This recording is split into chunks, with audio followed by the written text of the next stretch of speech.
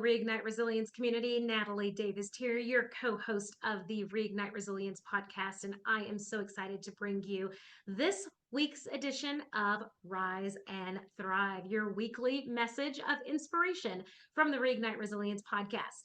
And today I want to talk to you about journaling. We talk about journaling, I want to say in about 75% of the podcasts that we air.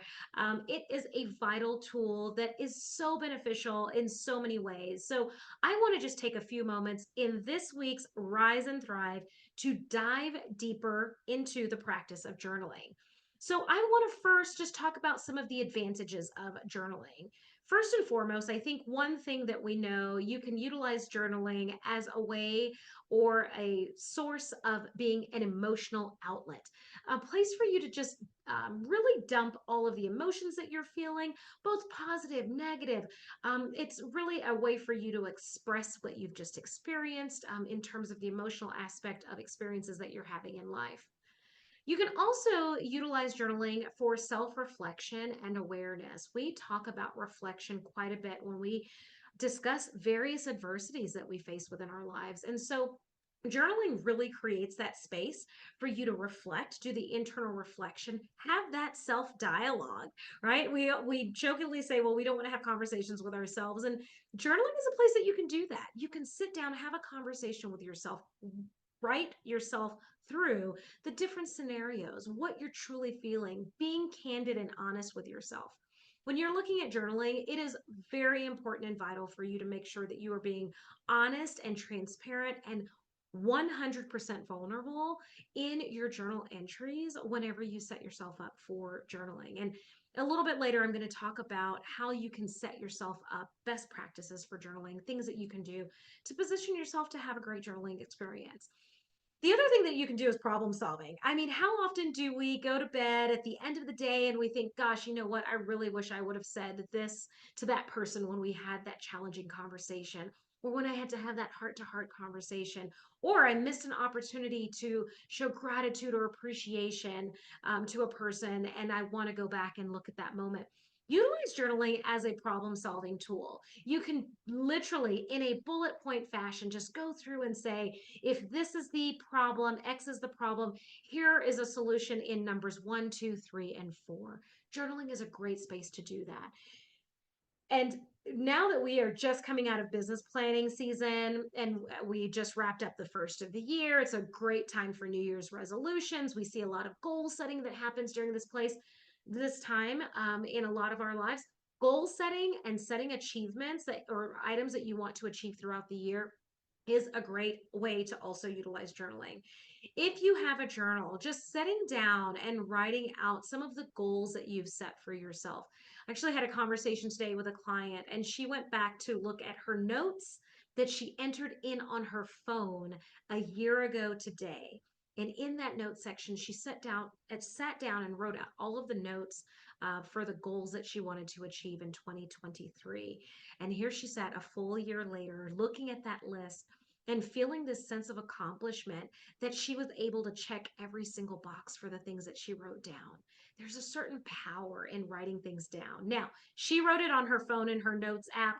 I'm a firm believer in actually writing out and journaling pen to paper because of the neurotransmitter activity that happens within your brain when you are engaging your hand and the actual sensation of writing on the paper. But we'll talk about best practices here in a bit. But if you have goals that you're setting for yourselves, small milestones that you want to reach, journaling is a great way to do that as well. And I think oftentimes it's overlooked. People think about journaling and they think, gosh, I've got to write a story, I've got to reflect on something. Another great benefit of journaling, if you suffer from or you feel like the older you get, you're having challenges with your memory and you're having just recollecting the experiences that you've had, journaling is a great way to just record your daily experiences. I personally love the experience and practice of journaling on a daily basis, and I actually keep a lot of my journals from year to year.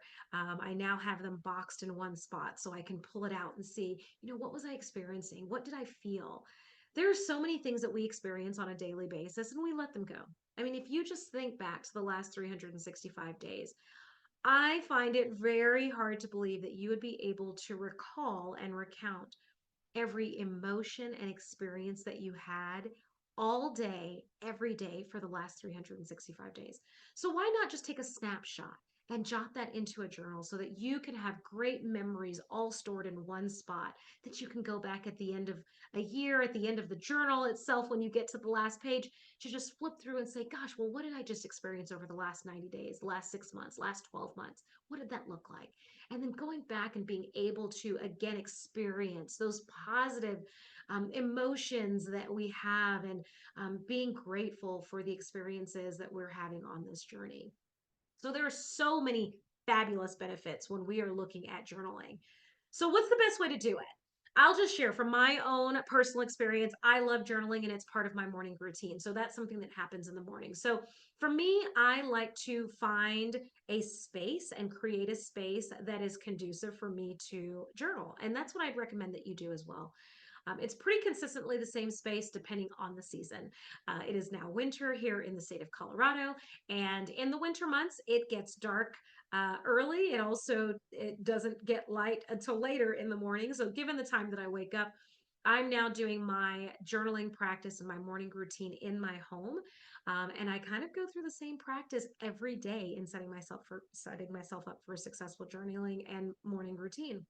It involves coming down, making a warm beverage, typically coffee, sometimes a hot cup of tea, but typically coffee. And then I sit down in the same spot and leave my journal and my goal setting planner all in one spot where I write down my journal entries, my gratitudes and affirmations, my goals that I'm reflecting on for the quarter. I keep it in the same spot every day so that I can just rhythmically go through the process of making my way to sit down and have some time with myself each morning. For me, it's about 45 minutes to an hour that I allot. And I make sure that I allow that time every single morning so that I don't miss out on opportunities to reflect on the prior day or even think through the day ahead when we're looking at like journaling for problem solving. If you know you're going to face something, journal about it so that you know some opportunities or options that you have. So, really setting yourself up in the space and then finding your journal style. Journaling is not something that came easy to me. I am not a writer, I guess. It's not something that I own. It's not part of my character or who I am. So I had to figure out what style of journaling worked for me. And there are a variety of styles when you're looking at journaling. You can just do like stream of consciousness writing, where I say that's when you get into flow. And usually I do that after I've done some type of meditation and relaxation practice. So I'll get into the state where I can actually just do conscious writing. And it's amazing the information, the space of gratitude and growth and appreciation that you enter into when you're doing that consciousness flow writing. You can also do gratitude journal. I mentioned that. I do gratitudes and affirmation. My journal includes gratitudes that I have on a daily basis. I write anywhere from 3 to 10 things that I'm grateful for. Right now, I'm actually in 2 different journals. So one journal, it's a prompt for 3 things that I'm grateful for.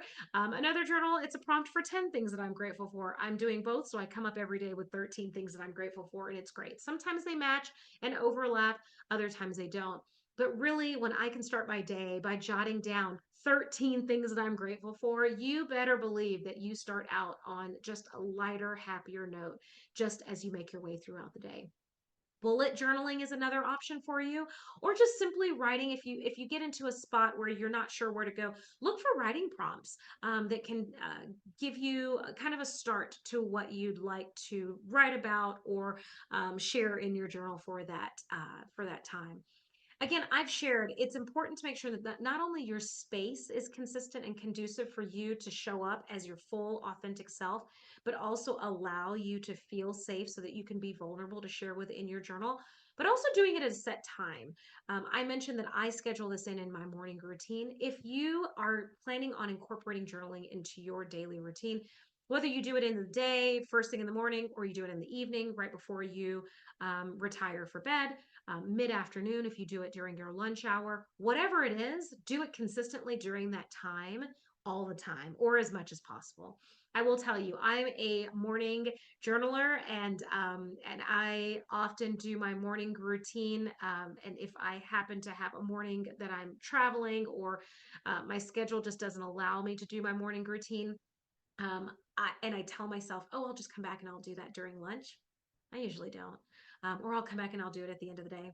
I usually don't. And here's why: it's not my normal routine or habit that I have in place. As soon as I extract it and try to place it somewhere else in my calendar, I have to intentionally reprogram my brain to do that thing during that time. And that's not just with journaling, that's with everything that we do out of order when we have those prompts. Go back and listen to our episode about habits. We talk about it there. Be honest with yourself when you're journaling, and this is a hard one. When we talk about being authentic and being honest, when I started journaling, I think I'm about 8, 9 years, maybe 10 years now into my journaling practice. And initially, it was hard, right? Do I want to write down all of my thoughts, my emotions, my feelings in a book that someone might see? So look at this and know that this is an opportunity. You, in creating that safe space, even if it's a safe space for yourself, know that you're going to create the safe space, and you're going to be authentic and honest in who you are and what you're writing.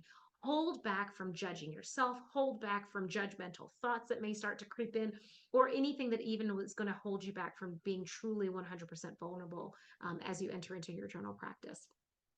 I mentioned that you can use some prompts. So I'm going to give you a couple of prompts that you can start to use. And one is just like reflection on your day. What were some of the highlights? What are the top three things that you experienced that day that you're grateful for? And start journaling about those things. Or if you're doing this in the morning, what are three things that you're looking forward to in the upcoming day? And journal about those things. And let me tell you, when you journal about those things in the positive, in the future, they truly do. It does impact the experience that you're going to have throughout the day. Another prompt that you can look at is reflecting on a recent personal success or a professional accomplishment that you had in life. What's something that you've recently accomplished or done, and that you've celebrated, and journal about that. Journal about the celebrations that you've had. And again, it comes from a place of gratitude and appreciation for the journey and the path that you're on in this journey that we call life. You can journal and reflect on other people, identifying a person or a professional challenge that you're facing, and you can actually brainstorm on some of the solutions for the challenge that you're facing, or describing a mentor or a role model that you have.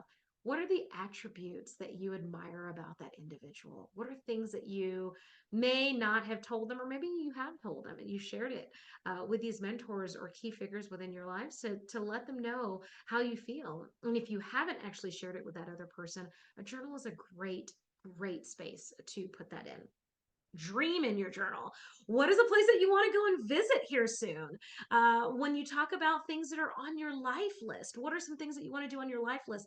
What's it going to feel like when you accomplish that? And when I say feel like, what's it, where are you? What does it smell like, taste like, feel like? What do you see? What do you hear? Who are you? What do you look like? How are you showing up? Journal about those things. And again, being honest, vulnerable, and authentic with who you are in that journal space. So I hope that this little tidbit has been helpful for you as we continue to rise and thrive in the Reignite Resilience community. We'll see you soon.